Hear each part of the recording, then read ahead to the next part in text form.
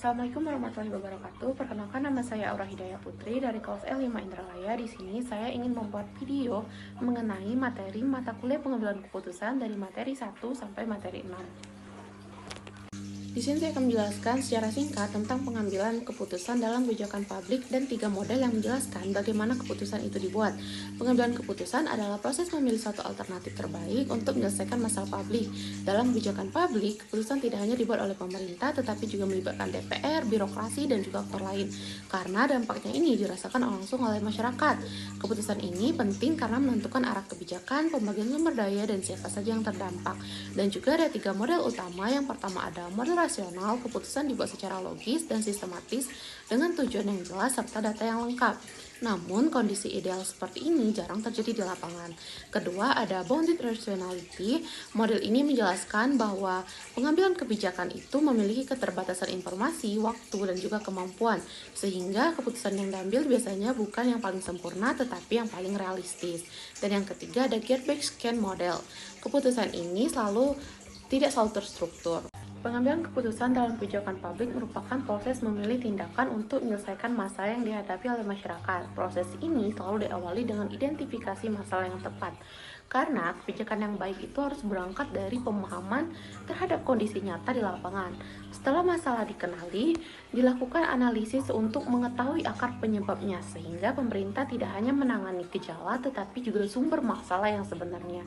Dalam menganalisis masalah, terdapat beberapa pendekatan yang dapat digunakan. Salah satunya adalah problem tree atau pohon masalah, yaitu metode yang menggambarkan hubungan sebab dan akibat serta penyebab masalah utama dan dampak yang ditimbulkan.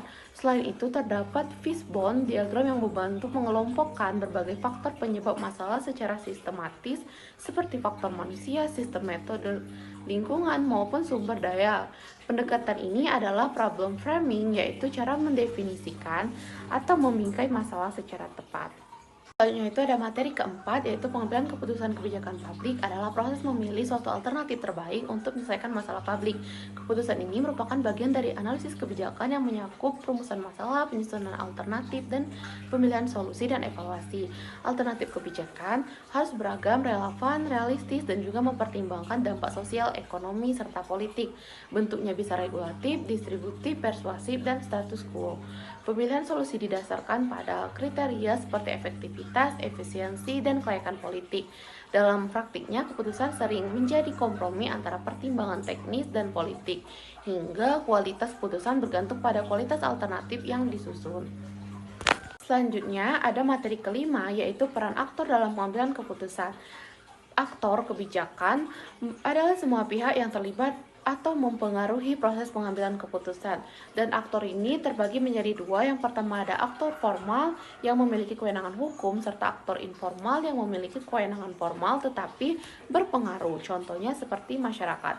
Beberapa aktor dalam kebijakan, yang pertama ada eksekutif, merumuskan dan menetapkan kebijakan. Yang kedua ada legislatif, membahas, menyetujui, dan mengawasi. Birokrasi yang melaksanakan kebijakan. Jadi kesimpulannya pada materi ini, keputusan akhir biasanya merupakan hasil tarik-menarik kepentingan antar aktor. Jadi itu bukan murni keputusan teknokratis. Dan terakhir ada materi ke-6, yaitu dinamika pengambilan keputusan. Dinamika pengambilan keputusan dalam kebijakan publik menunjukkan bahwa proses penentuan kebijakan tidak selalu berjalan secara linear dan rasional, melainkan dipengaruhi oleh berbagai faktor seperti keterbatasan informasi, tekanan politik, dan kepentingan para aktor, serta situasi sosial yang berubah-ubah. Dalam praktiknya, pembuat kebijakan harus menyesuaikan diri dengan kondisi lapangan dan mempertimbangkan berbagai alternatif yang memungkinkan untuk dilaksanakan. Oleh karena itu, keputusan yang dihasilkan sering merupakan hasil kompromi dan penyesuaian terhadap realistis, bukan semata-mata pilihan yang paling ideal secara teori. Sehingga kebijakan publik ini bersifat dinamis dan adaptif terhadap perubahan. Referensinya saya ambil dari karya Robert A. Stone. Baiklah teman-teman, sekian video penjelasan saya dari materi 1 sampai materi 6 yang dapat saya sampaikan. Mohon maaf bila ada kekurangan. Terima kasih. Wassalamualaikum warahmatullahi wabarakatuh.